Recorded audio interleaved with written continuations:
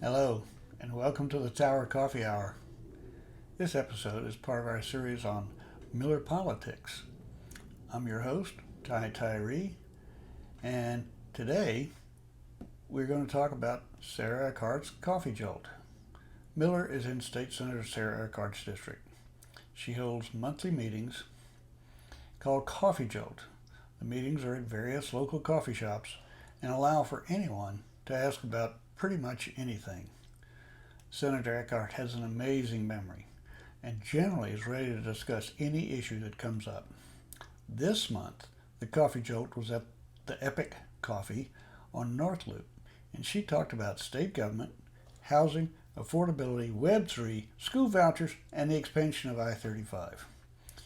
One of the problems with having public meetings at a public venue is that the sound quality may suffer. Epoch Coffee is on North Loop, and the traffic was an issue for our microphones. But let's go listen to Senator Eckhardt. As a Travis County judge, to be all Travis County all the time and Central Texas is a very different feel. In order to win statewide, we've got to understand the psychology of the whole state. And that I think we may be missing. So for the next literally 10 years, it's not BS, for the next 10 years, I am going to be working on a Central Texas platform that builds coalitions in Williamson County, Bastrop County, Hayes County, Burnett County, Caldwell County, talking to our smaller municipalities, trying to be able to hear well and speak well, and have a real dialogue on what our state truly needs. Because right now our state government just isn't delivering anything. Our state government has become accustomed to a really great political message. It's a really crappy, really bad, really damaging, really deadly policy position. Their great political message is the government sucks. It can't solve your problems.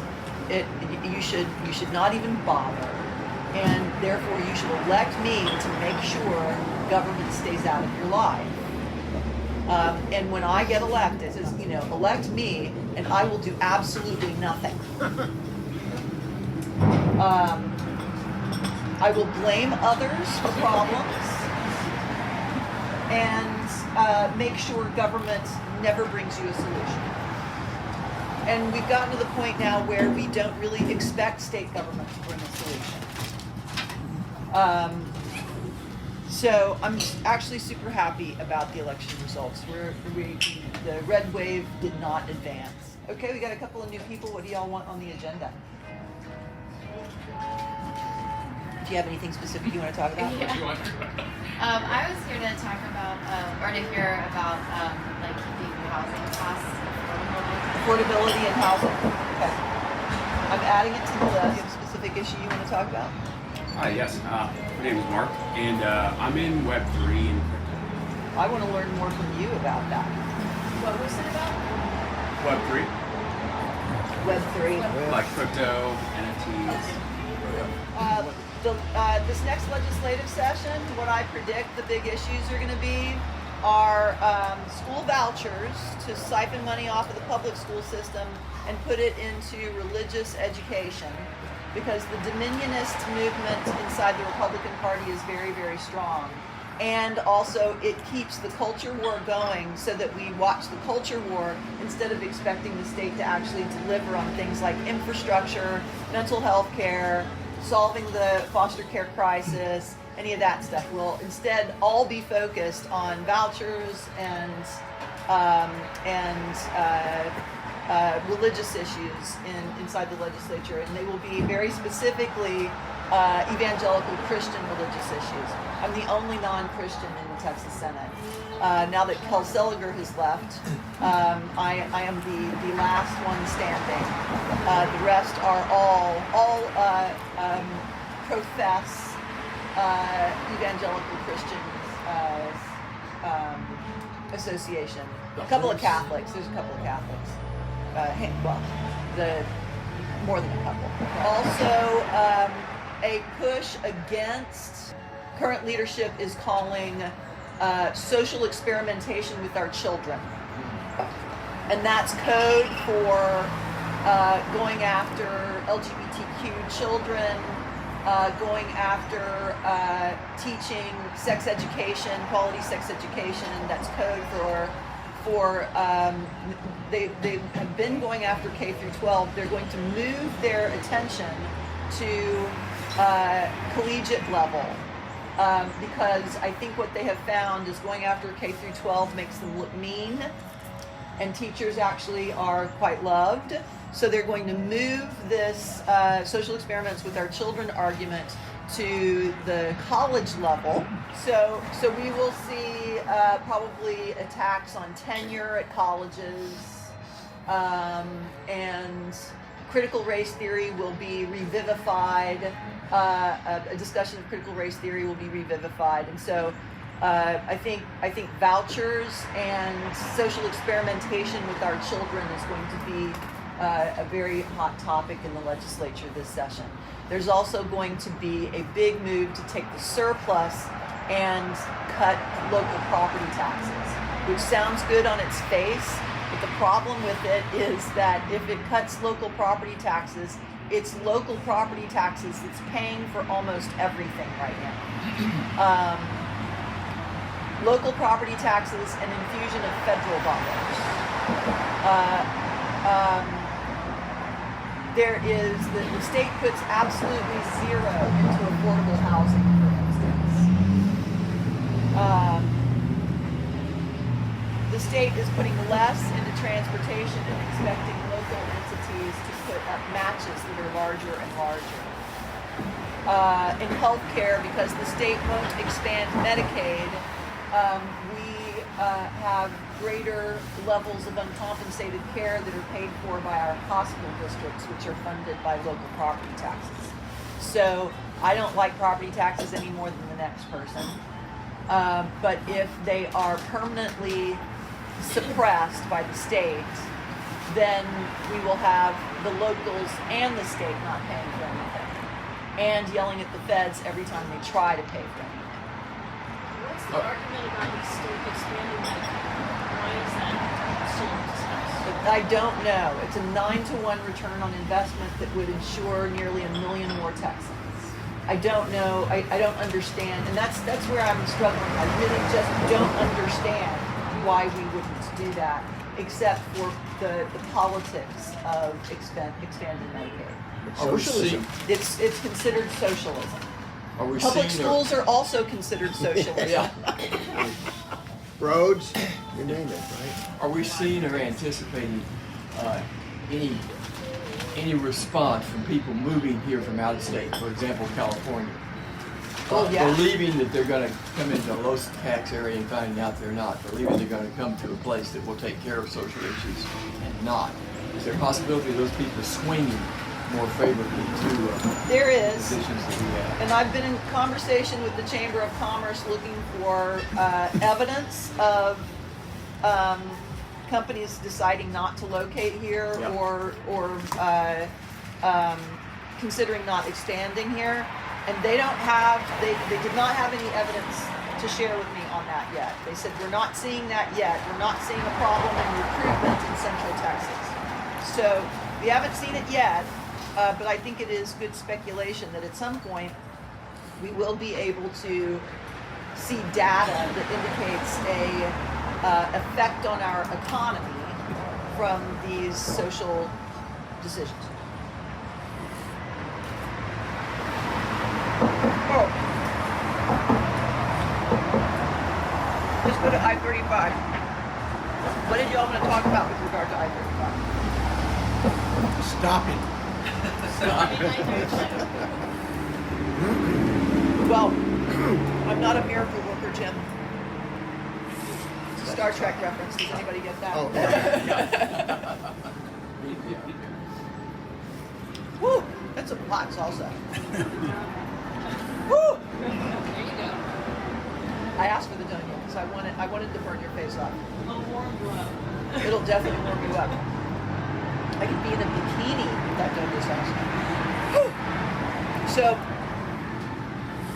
I-35. So tell me more. Just stop it. Well- That's not possible. We know it doesn't work. We've proven that even in Texas. We've proven that adding lanes doesn't solve congestion. We know there are other ways to do it, and that are cheaper, to make it better for the community to move people through. And we're doing it in competition with Project Connect, which means we are wasting money somewhere in the system, because we're going to end up with dual transportation that cannibalize each other. So there are a lot of reasons not to do I-35 in downtown Austin. And we know there's better ways.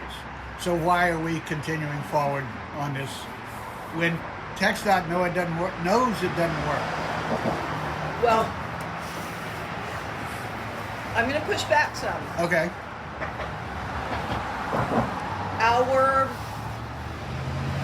Our catchment area as an employment hub is 5 counties. On any given day in downtown Austin, 60% of the people working in downtown Austin are from another county. And that percentage actually may be higher now. Currently, for that 60%, unless you live in Round Rock, your only option for getting to work is in a car. So, in recognition that we are an economic hub, we've got to have a transportation system that, for the foreseeable future, includes both cars and transit. Also, our surrounding areas outside the city of Austin, in Travis County, are growing increasingly. It's becoming increasingly difficult for them to participate in Cap Metro from a taxation standpoint, because the state is ratcheting down on their revenue sources, so-called. So communities like Pflugerville and Manor is in the Cap Metro service area, but is considering getting out of Cap Metro service area because they can't afford it. They really can't. And so, because of the way we fund transportation and transit in the state of Texas, and with regard to transit, the state does not fund transit at all. Zero. Our ability to get transit infrastructure outside the city limits is very, very limited. So, I do believe we need I-35. And it's not perfect, but I am grateful to see that TxDOT has worked really pretty well with Cap Metro to have an integrated design so that buses can be on I-35 and be moving people in from Georgetown, from Kyle, if Cap Metro can get a contract in Hays County. Because again, Cap Metro can't just go to Kyle and pick people up. They don't have a funding source for that. They have to contract with these other municipalities to bring people in from Kyle or to bring people in from Bastrop. So I do think we need I-35 as a piece of infrastructure. I do anticipate in years to come, because of the way the infrastructure is being designed, that we will be able to put dedicated bus lanes on it eventually.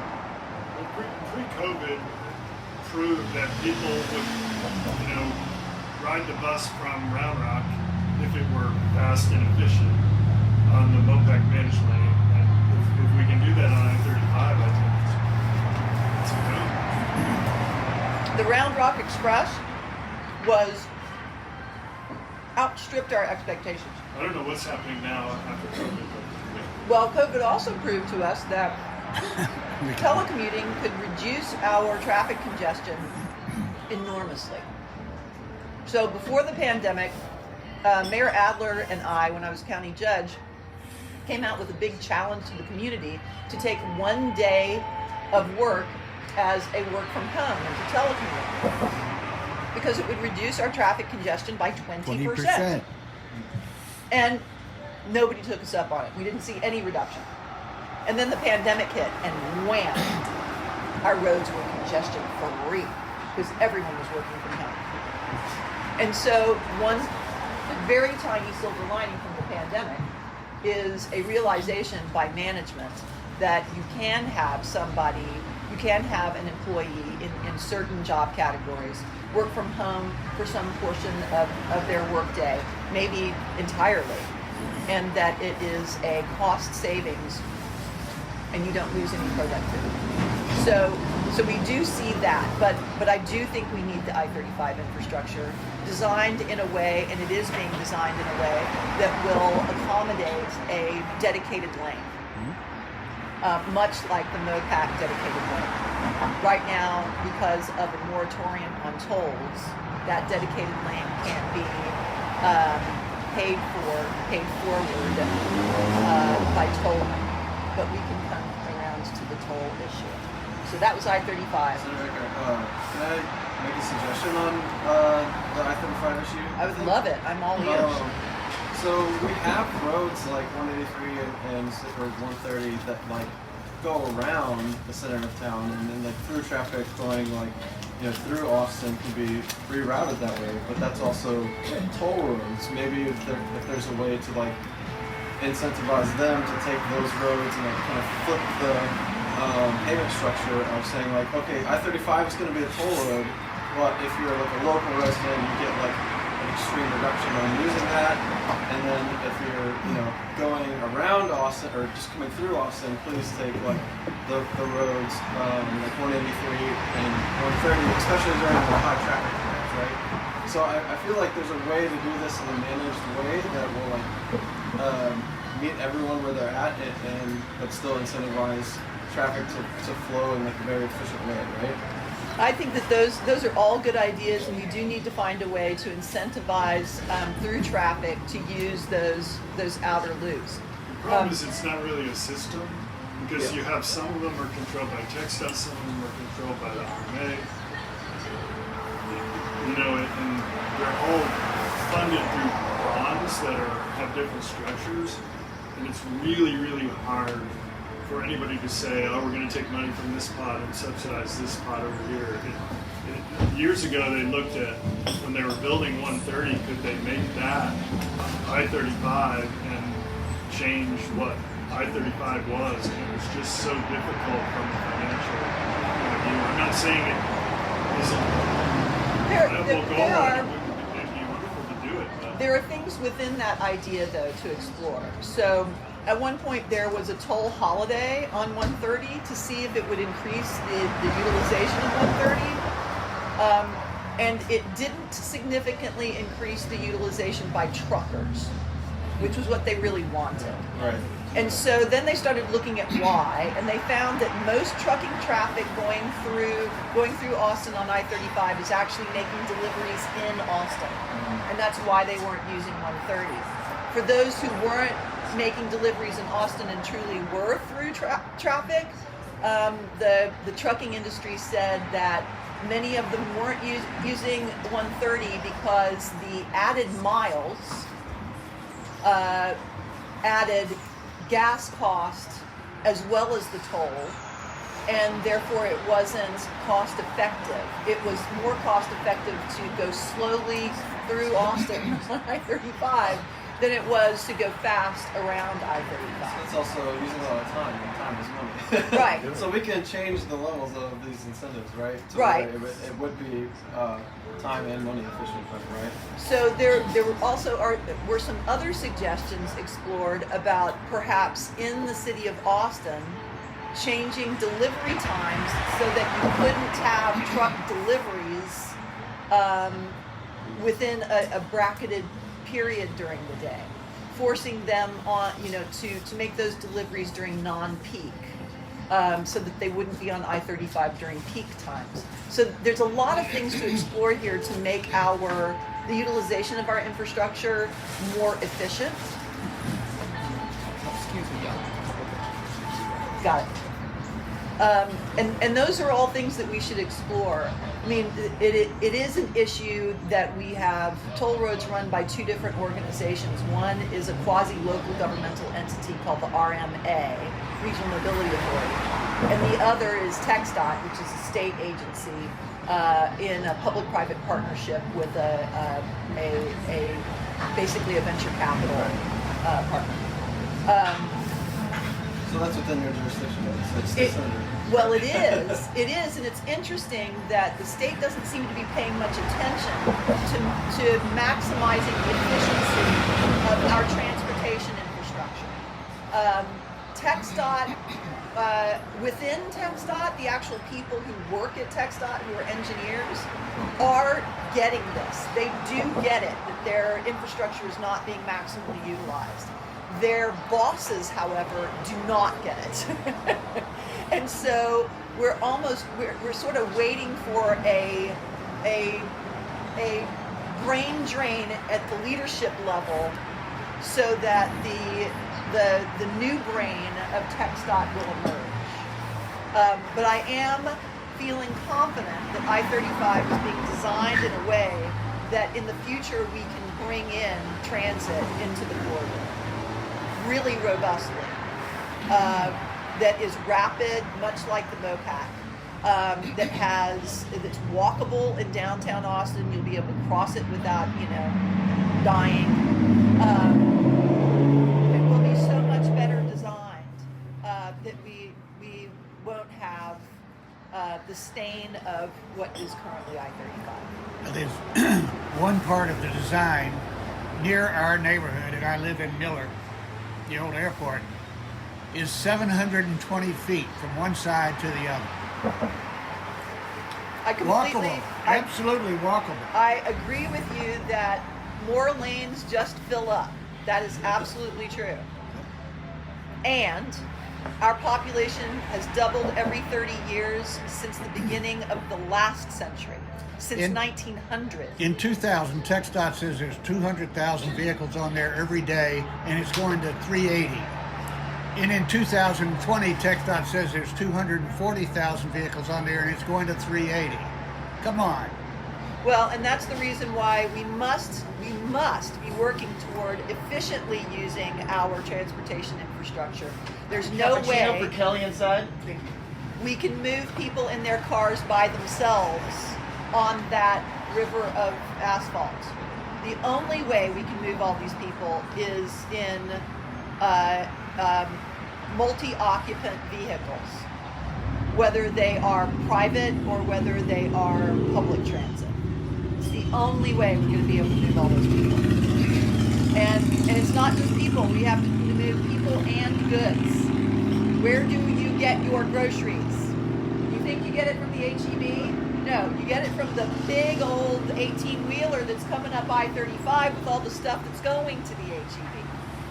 So it's both people and goods that we have got to be able to move efficiently on this transportation infrastructure.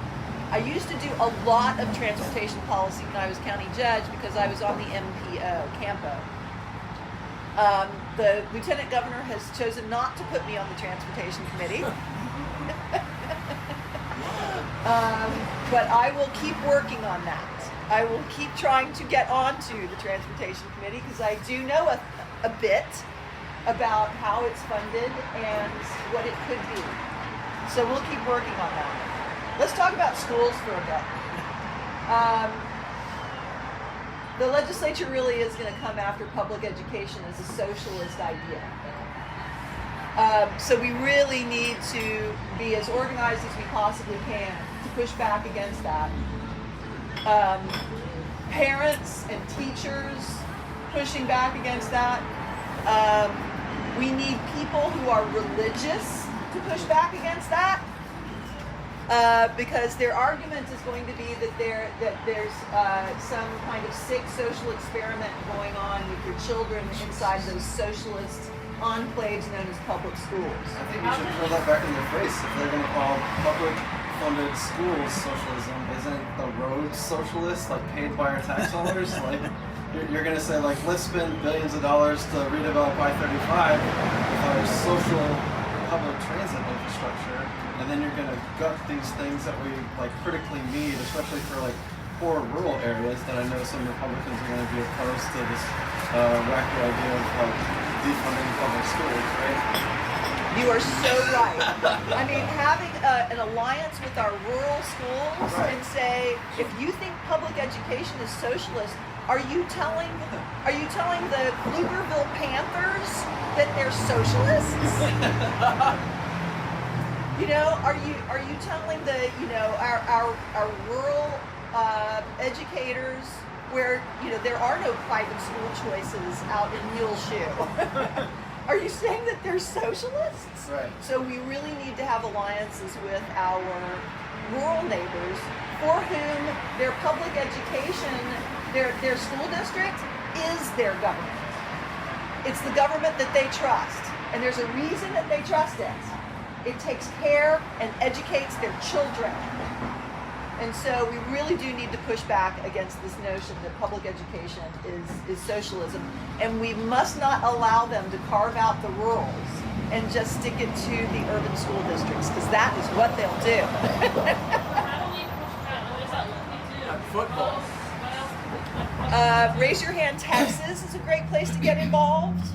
They're doing fantastic work on organizing against this push for vouchers. And Just Fund It Texas is also great. Just Fund It Texas is a Yeah. good one. Stefan, what are you saying in terms of organizations that are really doing good work in this space?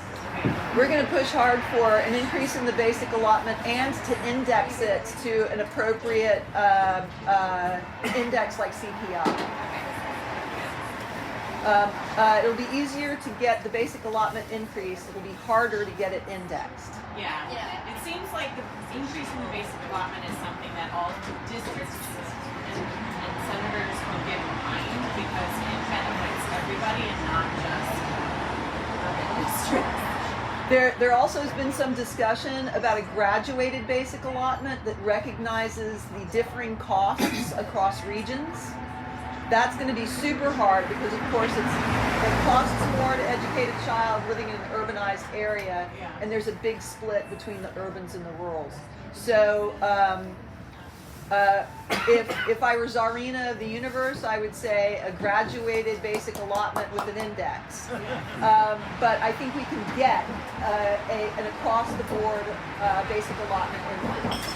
The other two things, while good public policy, are going to be difficult to get. Yeah, and then what about the chances of fighting against voucher systems, especially in rural districts? Because they don't have choice. Texas Teachers Association is probably going to be the best bet for assisting in the rural areas because they have representation in every single county in the state of Texas. That would be, you know, that would be my suggestion would be to reach out to the Texas Teachers Are charter Association. schools big in rural areas? No, they're not. That's why, like, we could partner with them to And- not. And really, it's partnering up with them and begging them to not allow themselves to be carved out. Because that's how they will do this. They will divide and conquer if they can. But I think that the argument to our rural friends for not carving out is as broadband gets more and more robust, we're seeing more and more opportunities for school districts and community colleges to share their resources across the region so that you may live in Dime Box, but you're taking an online class at Austin Community College. Or you may be a high school junior in, Flatonia, but there is a great course being offered at Pflugerville High School that you can have a partnership between your two high schools. So I think that that's the way to appeal to our rural folks. You don't want to peel yourself off because we want all our school districts to be strong and be able to share resources ultimately through this phenomenon called the internet. once we get it universally available in the state of Texas. Something like 60% of people have no availability of broadband or something like that. I went to a lunch yesterday and they came up with a number that absolutely floored me. It is astounding. The state of Texas had no broadband plan until last session, when the Biden administration said, we will give out money to states to implement their broadband plans if they have one. And because the state didn't have one, we tapped it super fast, and Senator Robert Nichols was in charge of coming up with a broadband plan, and they pushed it through like quick. And I gotta say, kudos to Senator Nichols. He did a great job, and he did his best to keep it out of the political realm. And he placed the broadband office, the statewide broadband office, not in the governor's mansion, which is where the governor wanted it. He put it with the University of Texas. And that was a good move. And so we do now have a broadband plan, and it is primarily focused on rural broadband. One of the beefs about the plan is that it doesn't have sufficient focus on broadband deserts inside urban areas. Because we do have broadband deserts inside urban areas, and we also have a connection fee drop-off in urban areas, in communities that can't afford internet connection. Can the urban entities fill that hole? And that's the argument, that the urban entities can fill that hole in some way, but then you've also got the urban entities being ratcheted down upon, and so it's becoming difficult for like a community like Manor, for instance. Manor is in an urbanized area, but they are low opportunity, and they don't have much tax base. So their ability to get internet connections for every one of their households is really compromised, because they are in the glare of the city of Austin, but they are a low, they are a lower income community with a tax base hemmed in by the city of Austin. So they can't grow.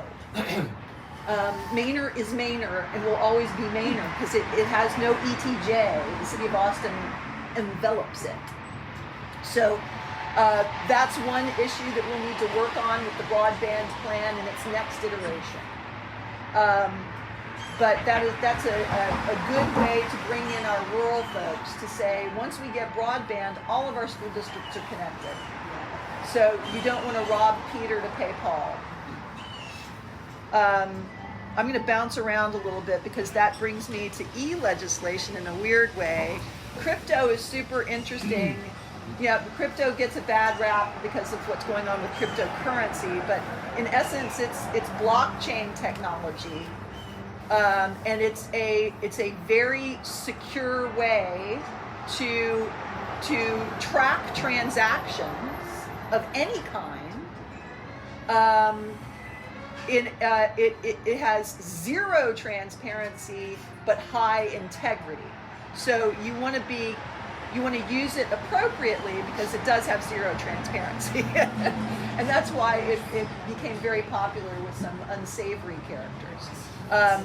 But zero transparency, high integrity is actually super useful for things like medical records. Somebody was here earlier saying, what about medical records when you're talking about gender-affirming care or abortion services? You can use blockchain technology for the transmittal of transactions, a chain of transactions or interactions in a way that is highly confidential and has a high degree of integrity.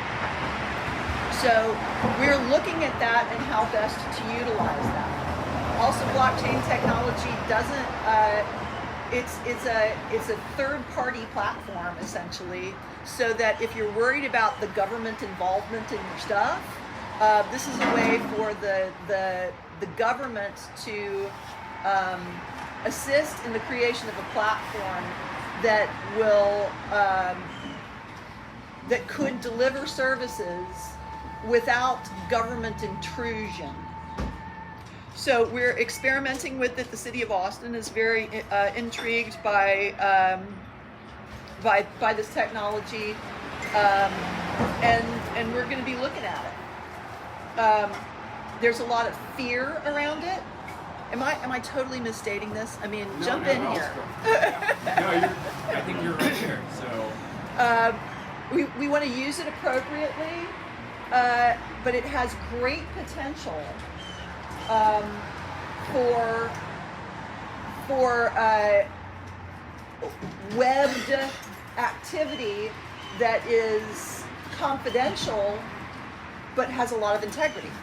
It's kind of like checks and balances, right? So if you're having a transaction through one person or another, there's actually nodes or people that's going to be checking that transaction for you. So it's not just one person. So reliability is a better word. You're right. Yes. Reliability would be. So, I mean, medical records, that's as important as well as crypto and verify. How is your name kept out of it if your record is... It's all digital. So it's you have a not digital so much, ID. It's not so much, John Smith is, has this kind of disease. It's more in code. So that code is basically translated through these transactions. So you can be basically anonymous, but still transfer your data. No, it's just encrypted. So when it goes through the network, no one can track who you are. So when it gets to either side, then it's decrypted and both sides can see it. So it's a very interesting technology. It's here to stay. We need to figure out how to utilize it. And so I'm very, very intrigued by this, and it is more likely that we would have productive experimentation with it at the local level than at the state level. And so I look forward to seeing us experiment with that inside the tech hub that is Austin and Central Texas, and then we can scale it to state level. Right now, the state, if I tried to explain this to one of my colleagues, their eyes would just spin. Like I said, we didn't have a broadband plan until last year. Here's the incentive. If you had de-identified tokens or, like barcodes, then insurance companies could then share their information with each other without having to share the names and mine it for public health trends that are worrisome. Right now, health insurance companies will not share their information with each other. But the mining is Hospitals won't even share their information with each other. Right. This isn't like cryptocurrency. Yeah. This is crypto data. So if medical records went to a crypto base that instead of using your social security number, you are using a non-government identifier for Blue Cross Blue Shield and their crypto third web records. And then United Healthcare had their coding for their third web medical records. Then they could say, listen, I don't want to tell you who my clients are, who's being covered, or what their specific medical stuff is, but we should share our information to see what our probabilities trends are on diabetes. Because regionally we're seeing some uptick in diabetes, type 2 diabetes, and let's take a look at this together from an actuarial standpoint. That would be a good use of third web technology. Because you wouldn't have to fuzz the data. The data would be super crisp, but have no personal identification associated with it. Because currently you have to fuzz the data, you have to put it all into a database, aggregate it, and then push it out as an aggregated data set, and you can't drill down on specific individuals. This way you just wouldn't know who the hell the individuals were. Picture of the PII. So that would be a good use of this technology. We absolutely need that, and you raise a really good point. And it's also an opportunity for us to have a much closer relationship with our rurals, because you're right, the slaughterhouse circumstance up in the Panhandle, as well as a toxic lake that's been created outside of Lubbock because of oil and gas water wells that are spewing salinated and toxic water onto cattle ranches. Jay Claber did make climate change the centerpiece of his campaign for land commissioner. And I think that Sarah Scoggins, who ran as a Republican, she is a Republican. She didn't run as a Republican. She actually is a Republican, lifelong Republican. Ran in the primary for Railroad Commission and lost. She's an oil and gas attorney. I think that we need to reach out to people like Sarah Scoggins and our large ranchers out in West Texas who are deeply committed conservationists. They would never call themselves environmentalists, but they are deeply committed to conservation. And their way of life is disappearing because of climate change and industrial pollutants. And so we have a real opportunity to have a bipartisan, multi-generational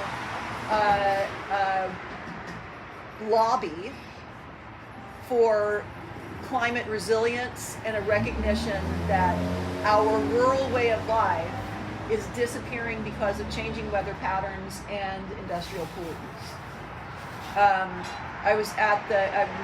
I'm on the Water, Agricultural, and Rural Affairs Committee, which I absolutely love.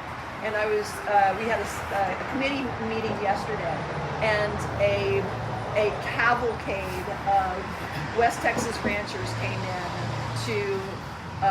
in outrage that these toxic water wells had just turned their ranches to dust. They were no longer able to raise cattle because their dirt had been turned into a toxic wasteland by the oil and gas companies that had leases on their property. And the Railroad Commission has done nothing to demand that these toxic wells be capped and reparations be paid. So we do have a real opportunity there, and we need to jump on it because our life quite literally depends on it. Right. Specifically, I feel like the finger has been pointed at CO2 and oil and gas for too long, but we're always going to need oil and gas as like a national security issue and as an international trade tool. What we don't need is depending on livestock and other animal-based foods. So I feel like the transition is happening. It's just a matter of like messaging it in the right way to where people aren't upset and say, look, you're still going to have your hamburger. It's just going to be cell-based or plant-based. We just need to drastically reduce methane like now. And that's the main source of that is from our industrialized cow infrastructure. And then to default sort of the Democratic Party on that front too, the Democratic Party subsidizes the dairy industry to no end, when that also plays a role in I would say lactose intolerance by people of color, and then they don't have a choice to, especially in our public institutions, to not have not have non-dairy offerings, right? And then it's ridiculous because our federal government just completely overspends to this sector because everybody needs to eat, right? So they're happy to bend to the will of our industrialized food sector, but we've got to collectively realize that this is not a partisan issue. This is a critical survival issue, right? Absolutely. And we have methane being flared off in West Texas off of oil, off of oil and gas industry. We have a lot of work to do here. We are the largest energy producer in the United States. We're also the largest per capita energy consumer in the United States. Got it. So this is an area where we need to work. I will also, I'm trying to find this place of balance because our agricultural community is super suspicious of those of us in urban areas. I had an agricultural group come to me very, very upset about the labeling of soy chorizo, because they said in our community soy chorizo means I am chorizo. And they were serious, and I took them seriously. They are very concerned about their way of life disappearing, and that nobody cares about the sourcing of their food. And so we need to listen from their perspective, and also we do need to have more sustainable crops. We do need to have more soy chorizo. It's super tasty, and the orange grease rolls down your wrist the same way.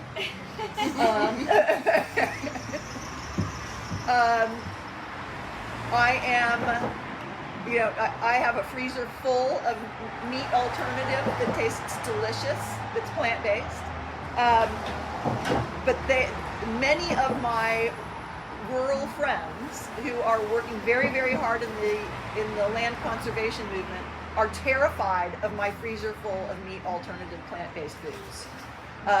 So I want to be able to hear their concerns and bring about this changing way of valuing our green spaces, because we have a deep, deep, deep tradition in Texas of valuing our green spaces as private stewards. We have less public lands in Texas than any other state in the union because we believe so ardently in private stewardship. That's not going to change. So we need to get the private stewards on board. So let's work on that. You've got great ideas. I really appreciate that. It's super important from a water perspective too. The planet is heating up, and the great ball of fire is sucking more moisture out of the planet than it has in the past. So when people say, well, water is a continuous renewable resource, it is, but it's going to diminish over time because our planet will become more arid. And we need to address that at the state level. Currently, the state leaves the management of water, groundwater, to locals, to the extent that there are is any management of groundwater, and leaves surface water management to our river authorities. We need to get in the game in terms of recognizing our overall water source capacity among our water sources and our increasing population. And like energy, we need to figure out how to have a lower per capita usage and to better manage that resource. Whether it's transportation infrastructure, energy, or water, we've got to become smarter about using it effectively, efficiently, and fairly. And we're just not, yeah? Sorry, but you're going to have to wrap. All right. You got to be somewhere.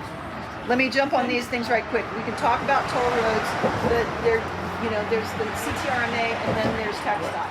So the billing circumstance, if it's a CTRMA, call CTRMA directly, and I can get you telephone numbers for that. And maybe Keisha, I might put you on this. In terms of getting you connected with the CTRMA with regard to the billing practices, because there have been problems with the billing practices there before. But it could be TxDOT if it's a 130 toll bill. This is probably just well back with that kind of stuff. So we can help figure that out for you. I went through all that. I can tell if you want to. Okay, I can tell you exactly. Yeah, what to do. On affordable housing, whoever it was who mentioned affordable housing, the state puts zero into affordable housing, absolutely zero. And so what we're looking at locally, and other communities are looking at it too, is to use publicly owned dirt to build affordable units that are more deeply affordable and are affordable longer, like for 40 to 75 years. So there is some really good work being done there on government or quasi-government owned dirt, so that there are no property taxes on the dirt, and you can make the units more deeply affordable therefore. So that's for multifamily. For single family, we're locked in a cycle right now with mortgage rates that's just going to be super difficult until we get our inflation under control. But for single family, that same mechanism could work. You could land bank the dirt underneath houses so that the person is only buying the house, building generational equity in the house. They just don't own the dirt. By not owning the dirt, they don't have to pay property taxes on the dirt. And that's usually what drives up the cost of home ownership, is the property taxes on the dirt. Does that help? There's considerable federal incentive to build affordable because of the tax credit system that the federal government has created. The state administers the tax credit system, but it doesn't put any money into it except for the administrative part. So the tax credit system actually does incentivize affordability for certain durations. I think it's a 30-year duration.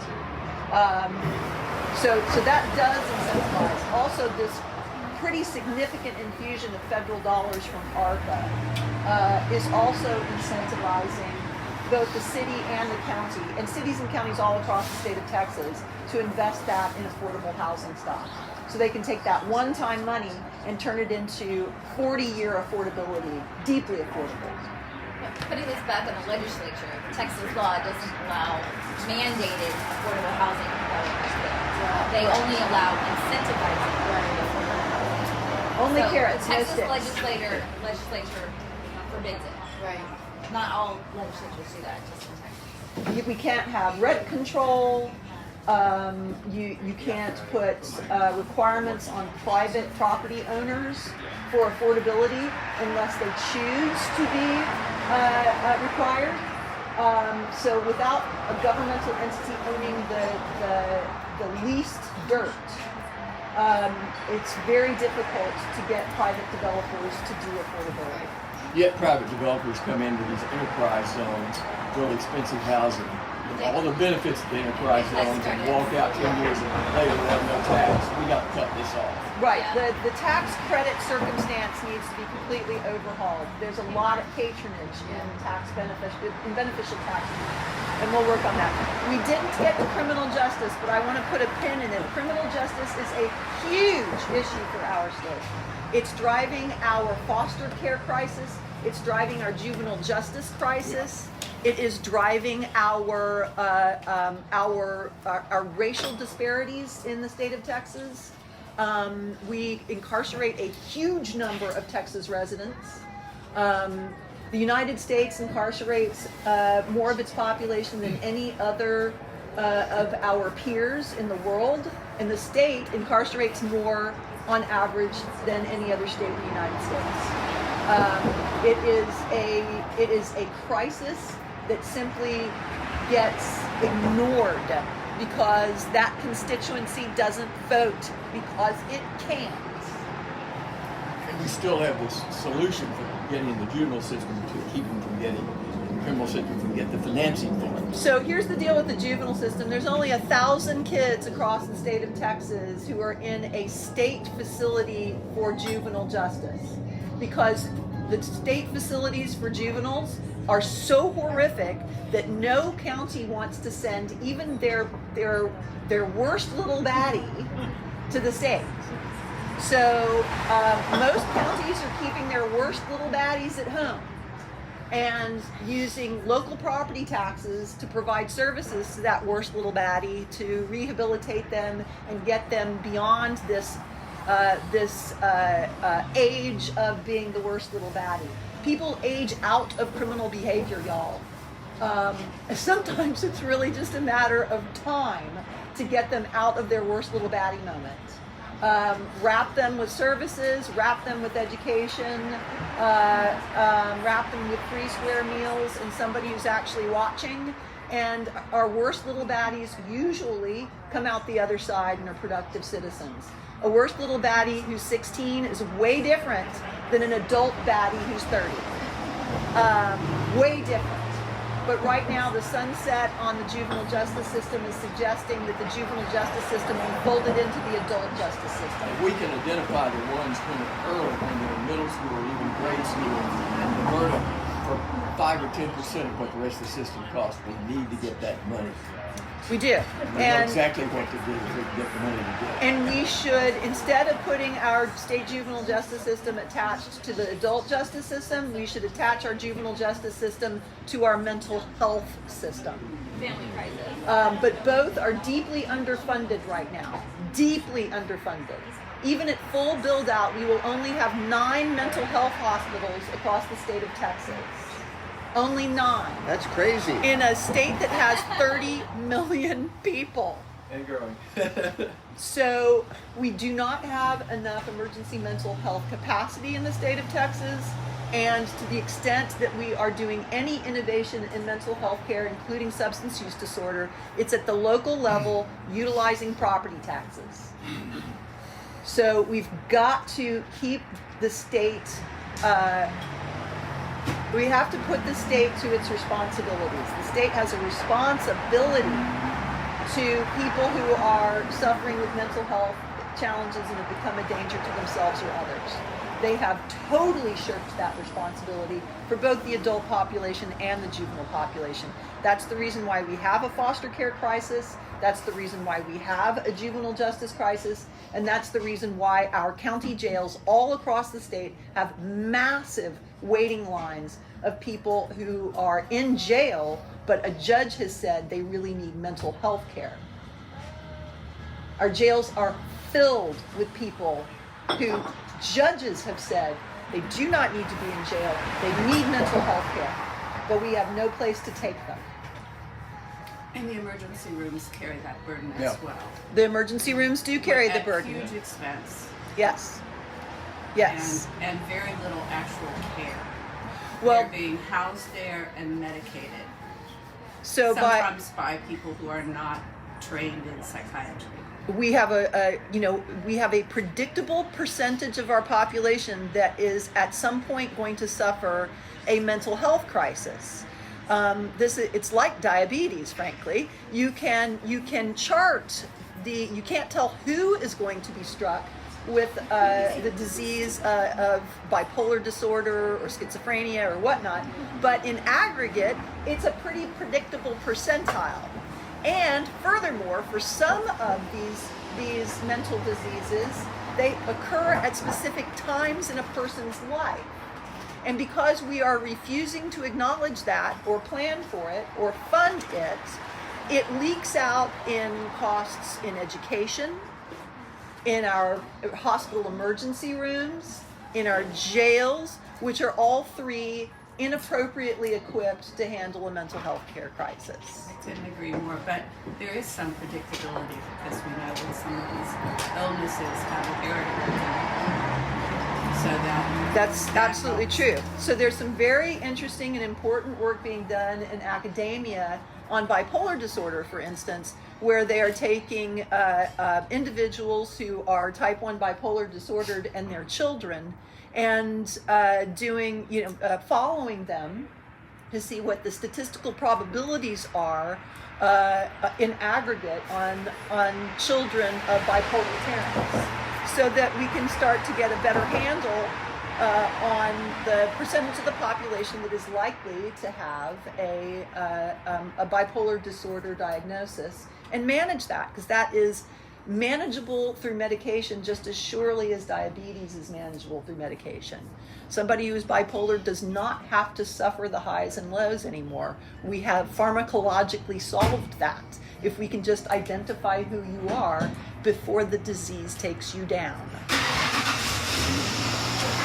Senator Eckardt, another alarming thing I think I discovered when I was researching the agriculture industry is it's still, like, child labor is still legal in some respect. I just saw a story that there's some, I guess more of a headline in Minnesota and Nebraska that children were being employed in like slaughterhouses or something like that. Maybe that's like a federal jurisdiction, but I want to see if we can do something.